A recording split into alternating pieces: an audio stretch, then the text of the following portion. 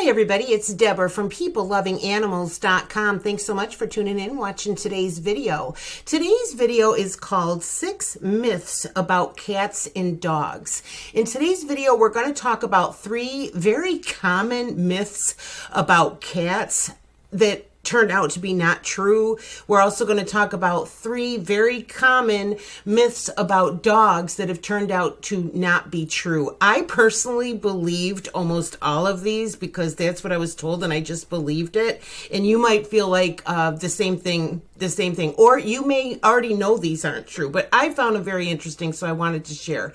Also, at the end of today's video, I'm going to give you a reference for a cat expert where you can get help with your cat, but also more information about interesting facts about cats that you probably didn't know. And then I'll also give you a link to a dog expert with a blog post containing more things about dogs that you probably didn't know. I think you're going to find all this to be pretty interesting. If you do, please go ahead and give the video a like. Please go ahead and subscribe if you're not already, and please go ahead and share this channel with your friends who have a dog or a cat. If you've not been here before, my name is Deborah. I own this website called PeopleLovingAnimals.com. Several times a month, I do videos all about the care and health and training of dogs and cats. So again, if you would like to see more of this type of content, please go ahead and subscribe if you're not already. So let's go ahead and start. Oh, by the way, I'm going to use this post called 6 Myths About Cats and Dogs from my website to guide us through today's video. I'll give you a link to this post in case you want to go back and read the whole thing, and I'll also give you a link to anything we talk about during the video. Everything will be in the description box.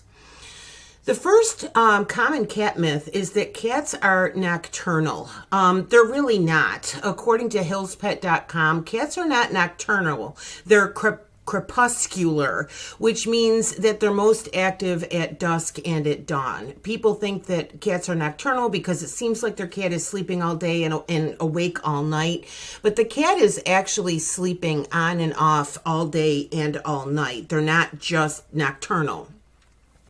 You might hear your cat playing during the night. They might wake you up, while you're sleeping, but that doesn't mean they've been up the whole night. They're just active on and off throughout the night and throughout the day. I'm going to give you a link to my blog post called How Much Do Cats Sleep? It contains a video, and you're going to find out a lot of interesting things about cats sleeping. We answer the question, are they nocturnal? No, they're not. Well, what does that mean? Why they're up all night? And it's pretty interesting what you're going to find out about cats' sleep habits. So go ahead and click on that one in the description if you'd like to. By the way, this is my boy Whiskers in the picture here. He's so beautiful. The second myth about cats is that milk is good for cats. It's not. According to Purina.com, cow's milk isn't healthy for most cats and can cause GI upset. Surprisingly, kittens lose the ability to process even their own mother's milk once they're weaned. If you do want to give your cat milk, or if you already have and now they like it, there's a product called Whiskas Cat Milk.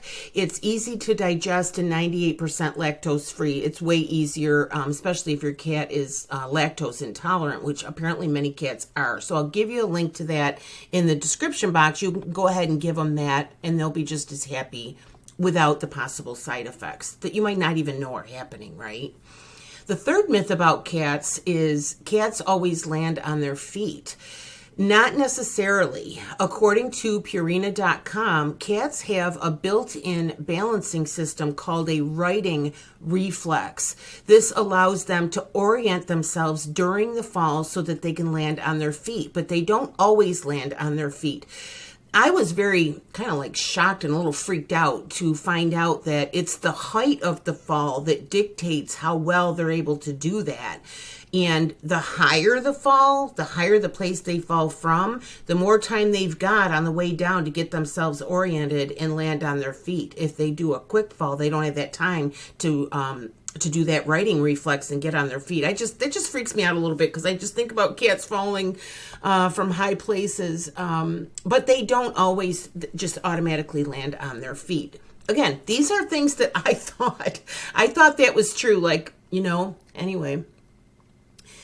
I wanted to give you a referral. If you don't know already, Jackson Galaxy, he's a cat expert and a cat behaviorist. He has that show on Animal Planet called My Cat from Hell, where he actually goes in people's houses and helps them with whatever issue they're having with their cat. I'm going to give you a link to his blog post called 7 Cat Facts That Will Blow Your Mind, and it includes his video. So I think if you're interested in today's video that I'm doing, you'll really like his video as well. And also, he's just a very credible source for information for you for the health and care of your cat. He's awesome. I really like him. And I don't know if you don't know about him, he does a ton of amazing things to help cats. He rescues cats, he fosters cats. He's a pretty cool guy. So go ahead and check out his article. Now, let's go on to the dog myths. The first one is 1 dog year equals 7 human years. According to the AKC, which is the American Kennel Club, the long believed 1 dog year equals 7 human years theory is not supported by science. Different breeds age differently. Small dogs generally live longer than large dogs. According to the American Veterinary Medical Association, this is how you can compute it. Now, I personally found this confusing. If you find it confusing, just hold on, because I'm going to give you a link for a really super nice, easy chart that will help you figure this out. But they say 15 human years equals the first year of a medium-sized dog's life. Year 2 for a dog equals about 9 years for a human. And after that, each human year would be approximately 5 years for a dog. And, if you think about this, think about, they're saying if your medium-sized dog is 1 year old in dog years, then that's about 15 in human years. Think about a 1-year-old dog. They're an adult. They're full grown. They're not a puppy anymore, but yet they're still very young. They still act like a dork. You're still maybe having some trouble training them and so forth. Well, what does that remind you of? A 15-year-old human, right? They're kind of at that age, right? Where they're not really an adult. They're not really at a puppy. So I don't know. To me, that calculation just kind of makes sense.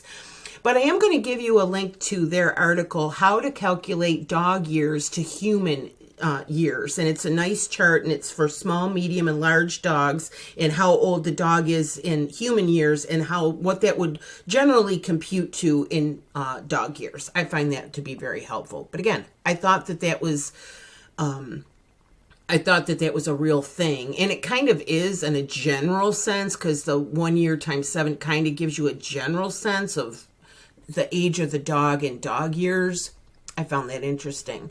The second myth is a dog's mouth is clean and sterile. According to canineofmind.com, a dog's mouth is not cleaner than a human's mouth. Both dog mouths and human mouths are loaded with microbes and bacteria that fluctuate based on dental care and diet. Is it a myth that you should let your dog lick your wounds? Because your dog's saliva is not sterile, you should not allow your dog to lick your wounds or theirs. And that's why they're sent home with the vet if they have surgery with one of those cones, because the vet doesn't want them licking. Their mouth is not sterile, and anything that's not sterile should not be making contact with a wound, whether it's yours or theirs. I remember, some of this was just stuff that either my parents told me or you just hear or whatever. And that was one of the things that I never understood why that would be true, that a dog's mouth is cleaner than ours. I never understood why that would be true. And I don't even know where that myth, came from. The third myth about dogs is you must be an alpha so a dog will obey you. Now, if you've been here for my dog training videos before, you'll understand why this is kind of a stickler for me. What I think is that people get alpha confused with pack leader, okay? According to the dogcentral.com, alpha dog training involves controlling your dog's behavior and teaching your dog to obey only your commands. There's a process called alpha rolling, which involves physically rolling your dog over and pinning it until it submits. If you've ever heard one of my dog training videos, I say don't do that. It is ineffective. It is outdated. The only thing you're going to accomplish with that is that your dog is either going to become aggressive, they're going to become more aggressive if they already are, or they're going to be afraid of you. It is not a positive outcome, and it's not necessary, okay? I think when I say pack leader training, I think people confuse that with alpha dog training. Okay. Now, according to professional dog trainer and behavioral specialist Doggy Dan, pack leader training, often confused with alpha dog training, is the most effective, kind, and loving way to train your dog. Being pack leader to your dog does not mean being physically aggressive or dominant with your dog. I'm going to give you some information about this. In the description box, you're going to find my article called Pack Leader Dog Training, and that talks about Doggy Dan's philosophy and why what pack leader training is and what it isn't, and why it's effective and why other dog training methods are not effective. I'll also give you a link to his website, and I'll give you the link to go right to his page where he explains what pack leader training is and about alpha dogs and that whole concept. So if you're interested in that, go ahead and give that a try. Now, speaking of Doggy Dan, I am going to refer you to him as the expert for dog training and behavior. But for general dog health and care, I use two reliable sources. One is the American Kennel Club, the AKC.com, and one is the ASPCA. I'm going to give you a link to both of their dog sections on their website in the description box. I'm also going to give you a couple of links to two of Doggy Dan's articles. If you're interested in today's video, I think you'll be interested in this. One is called 10 Things I Want Every Dog Lover to Know. First of all, that's kind of a touching, I don't know, it was kind of heartwarming to me when I read his blog post, but it does have things in it that, you know, most dog trainer or dog owners, we don't realize, we don't know. Doggy Dan has worked with thousands of dogs over his career, and it's just very, very informative. I think that you'll like that blog post. I'll give you the link. The second one I'm going to give you is his blog post called 5 Dog Training Myths Debunked, and you're going to find that one to be pretty interesting as well. Now, I want to ask you, did you think these were true? Did you think any of these were true? Did you think all of them were true? Also, if there's any other myths about cats or dogs that you used to think was true and then you found out that it wasn't, please go ahead and comment in the comment box. I think it would be fun to have a discussion, all of us, about what we used to think, right? Couple more things before we go. First, I do donate to animal charities. I do peoplelovinganimals.com as my job, and I donate 10% of my earnings from the website and also from this YouTube channel to animal charities. And if you go to the homepage of my website, peoplelovinganimals.com, you'll see a list of the animal charities that I donate to.